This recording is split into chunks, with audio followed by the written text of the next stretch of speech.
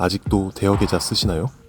최근 국내 투자 인구가 급증하며 주식뿐만 아니라 해외 선물, 비트코인 선물 등 파생 상품에 투자하는 트레이더들도 증가하고 있습니다. 하지만 비트코인의 말도 안 되는 변동성과 매크로적 분석에 불과 해외 선물의 높은 증거금으로 인해 진입 장벽이 높은 게 사실입니다. 이러한 빌미를 근거로 대여 계좌 업체들은 낮은 증거금과 손쉬운 UI로 소액 투자자들을 유혹하고 있습니다. 대여 계좌는 정식 증권사가 아닌 사설 업체가 계좌를 대신 개설해주고 자체 HTS를 제공해 선물 거래를 할 수 있게 하는 서비스입니다. 많은 사람이 대여 계좌를 이용하는 이유는 상대적으로 적은 금액으로도 거래가 가능하기 때문입니다. 하지만 문제는 이들 대여 계좌의 대부분이 사기성이라는 것입니다. 대여 계좌에서는 실제 거래가 이루어지지 않으며 프로그램 자체가 돈을 떼어먹기 위한 사기 프로그램일 가능성이 매우 높습니다. 투자자들이 수익을 인출하려 할 때 다양한 핑계를 대며 인출을 막거나 차트 프로그램을 조작해 강제 손실을 유도하는 등의 사례가 매우 많습니다. 결국 투자자들은 거의 100% 손실을 입게 됩니다. 법적으로도 대여 계좌를 통한 거래는 불법이거나 최소한의 금융규제를 받지 않는 비정상 거래로 간주됩니다. 이는 자본시장법 위반에 해당할 수 있으며 실제로 사설 선물 업체를 운영한 사람들이 처벌받은 사례가 매우 많습니다. 유명 연예인 김나영 씨의 전 남편 A 씨는 대여 계좌를 통해 사설 업체를 운영하면서 590억 원을 투자받아 그중 223억 원을 수수료와 손실금 명목으로 챙겼습니다.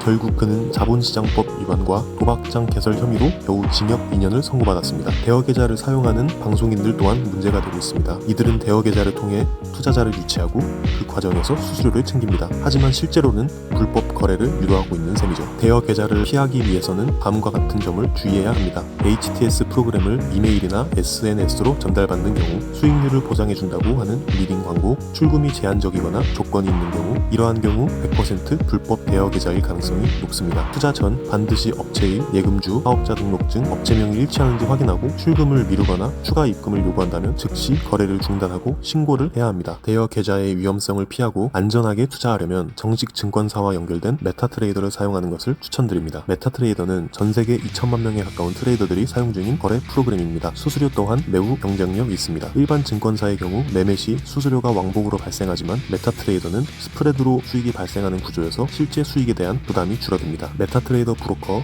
이지스퀘어의 경우 저렴한 스프레드뿐만 아니라 나스닥 선물 거래에 있어서 업계 최저 수준의 스프레드 또한 만기가 없는 나스닥 상품도 제공하고 있으며 나스닥 선물을 거래하시는 분들께 무엇보다 좋은 해외 증권사입니다. 결론적으로 메타트레이더는 낮은 증거금으로 인한 낮은 진입 장벽, 자동화 매매 가능성, 다양한 자산에 대한 접근성, 그리고 사용자 맞춤형 기능들로 투자자들에게 매우 유용한 툴입니다. 대여 계좌의 위험성을 피하고 안전한 투자 방법을 찾는다면 메타트레이더가 좋은 대안이 될 것입니다. 감사합니다.